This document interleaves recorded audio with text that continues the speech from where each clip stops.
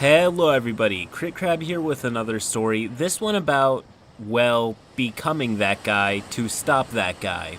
If any of you are familiar with this meme right here, then you get the idea. Roll post. I have a friend who's like a sister to me. We've known each other since we were babies, and she's actually the one who introduced me to D&D. Her family ended up moving, but we still saw each other a few times a year for long weekends and stuff. During one of these weekends, we went to a local shop and decided to join an open game of D&D 5e. They were just starting a one-shot campaign and we quickly rolled up our characters. My friend was an elven bard and I was a half-orc barbarian. In the party there was also an edgelord tiefling rogue, who will be the center of this story, and a dwarven ranger, who I'm assuming is his friend in real life based on how okay he was with the edgelord's antics. Almost immediately, the edgelord is being creepy towards my friend. Like, even during character creation, he was hitting on her and telling her how she's much hotter than all the other girls he's ever seen, and how he can't believe she's actually into D&D, and how much money she could make if she did porn.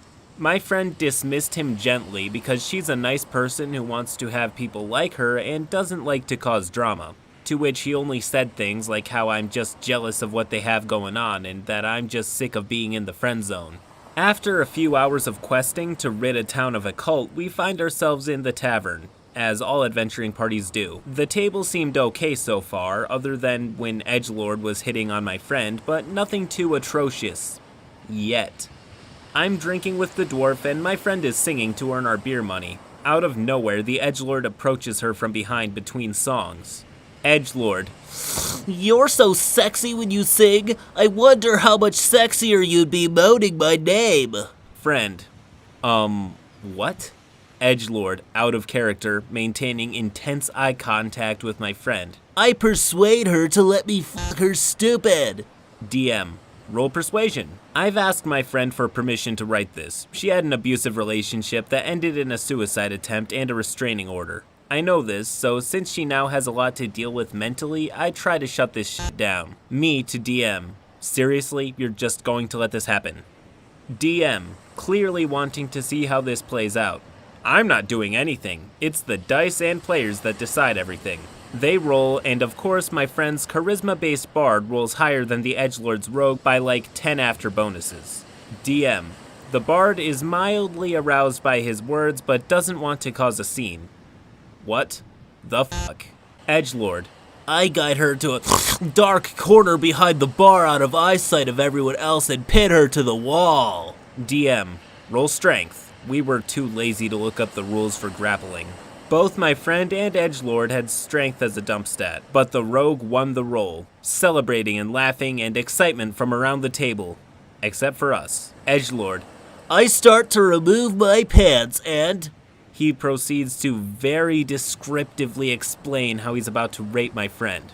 My friend has more or less shut down. She just pulls out her phone and starts scrolling, which gets a mean look from the DM.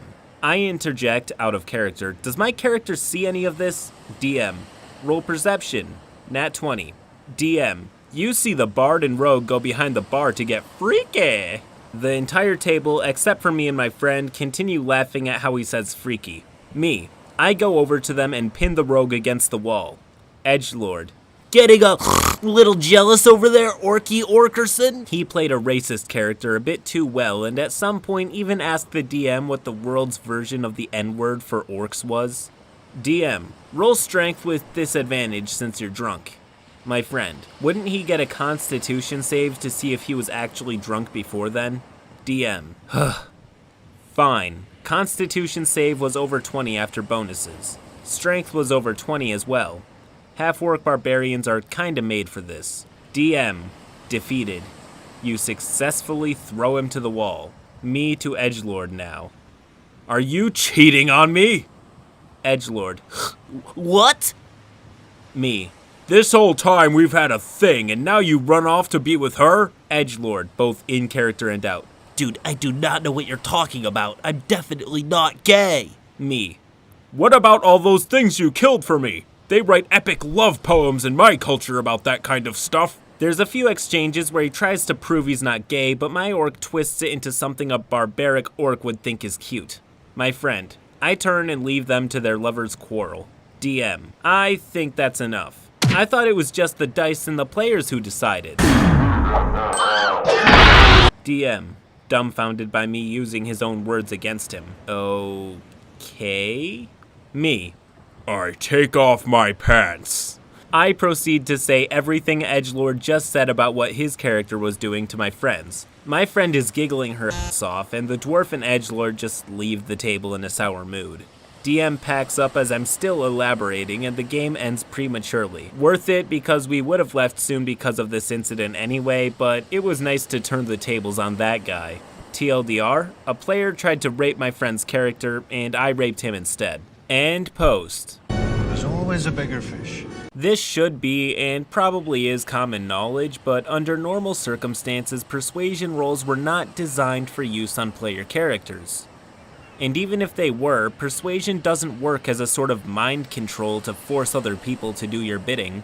Even if you rolled above and beyond in Nat 20 to try and convince some rational, ordinary dude to murder their family, they likely wouldn't because, you know, they're not fucking insane. And even if that was the case, the DM does not get to tell a player what their character feels or does unless they're under some sort of magical effect. Anyways, reverse Uno cards aside, if you enjoyed this video, please do leave a like and subscribe to the channel for more stories just like this one.